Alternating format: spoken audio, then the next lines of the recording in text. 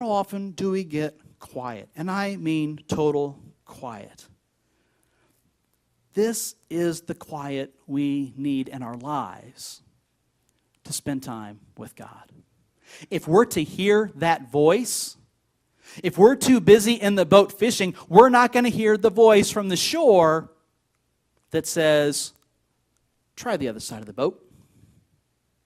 Try the other side of the boat. No, if we're too busy with our lives, we're not going to hear that. If we look back at John 10:27, I know them intimately.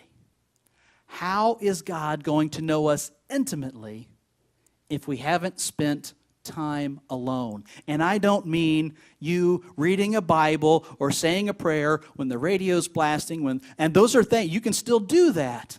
But separately, when are we spending absolute quiet time where we can hear His voice? We have to realize that we need to be still. We need to be quiet. How do we comply? We start with that intimate relationship of being still. We realize we're not in control. We realize that we're not the guide. We don't know more than the best guide on the lake, and therefore we don't know more than God Himself. Stop the excuses that I can't do this, I can't do that.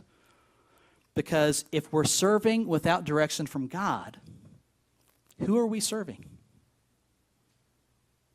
Who are we serving if we don't have a relationship with God? So we acknowledge there are fish out there. We comply with the instructions of Jesus. So we've got act, and then we'll add the T in, and it's try something different.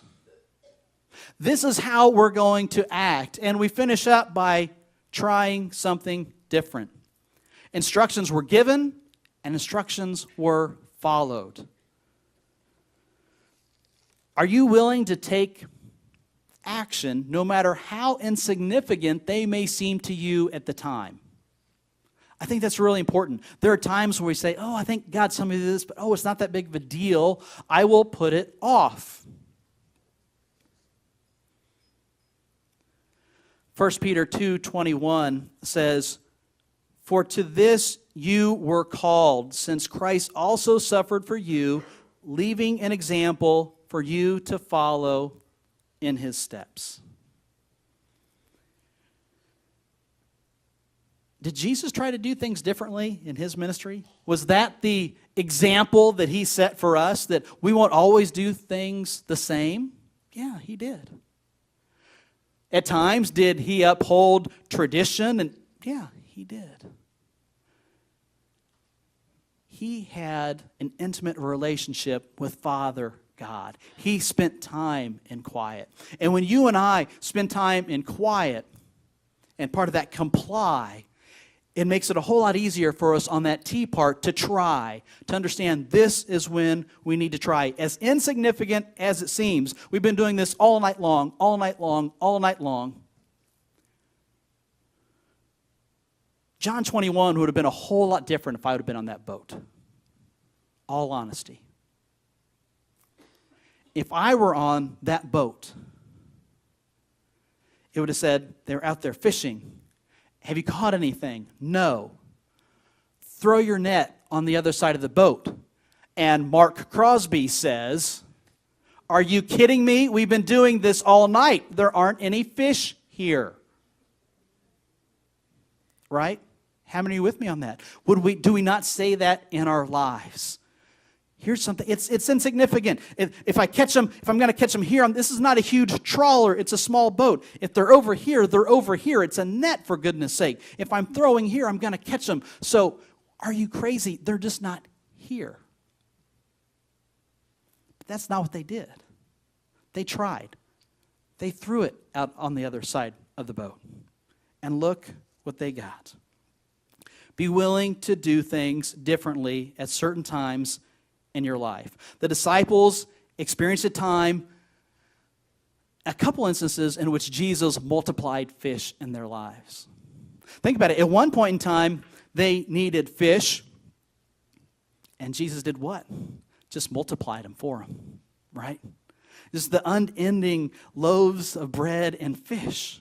And they didn't really do a whole lot there. It was on faith.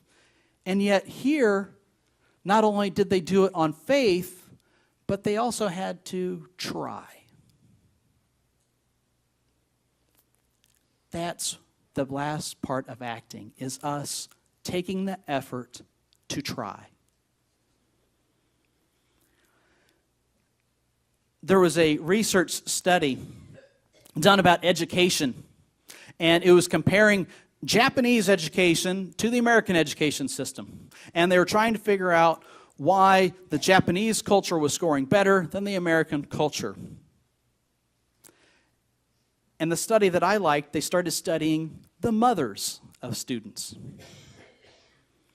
They asked the mothers to rank the most important things that a child needs to succeed academically.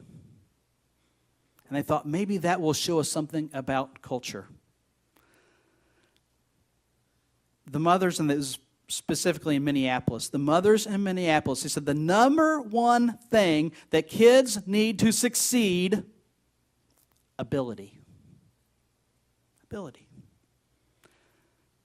The mothers in Japan said the number one thing their kids need to succeed is effort. Sometimes we get worried about, are we capable? Oh, I'm not capable of teaching or preaching or sharing the good news. I don't know how that's done. I don't have the ability. I'm here to tell you, make an effort, because that's what we need to be focusing on. Because God empowers all of us in unique ways. I saw this picture 2 weeks ago, and there's a boy in Indonesia that took it. And you can see here, it's a small red ant. And it is picking up by itself a huge caterpillar. Totally lifted it off the stem of the plant. Ability or efforts? Did the ant walk up to that caterpillar and say, I'm way too small to pick him up? Ability or effort? How do we try? How do we try something different? It starts with courage. It starts with not being silent in our lives about speaking of our faith, of bringing Christ to people. And by that, I mean sharing His love, being outspoken, giving a hug, giving encouragement, but not being scared when you face the big caterpillar. Have heart. So often, our heart becomes hardened. And in 2015, we look at the news and we hear all these stories, and we hear the 40%, and not just outbreaks, but epidemics, and we realize this is scary, and there's no opportunity for me to make a difference. You have heart. Give it some effort. It's time for you to realize that trying is important. The difference between success and failure. Warren Wiersbe says it this way, and I love it. The difference between success and failure, the width of a boat. It's the width of a boat. Failure, failure, failure as you throw out that net. Failure. All hour long, all night long, all morning long. Failure, failure. Maybe for you it's all week long. Failure. Maybe it's all month long. Failure. Maybe you feel like 40 some odd years of failure. Failure, failure. Wait, listen to that. Try the other side of the boat. It's the width of a boat to throw that net over when we hear Jesus Christ. To show us that when we act, when we try, we make a difference. So what will our hall look like?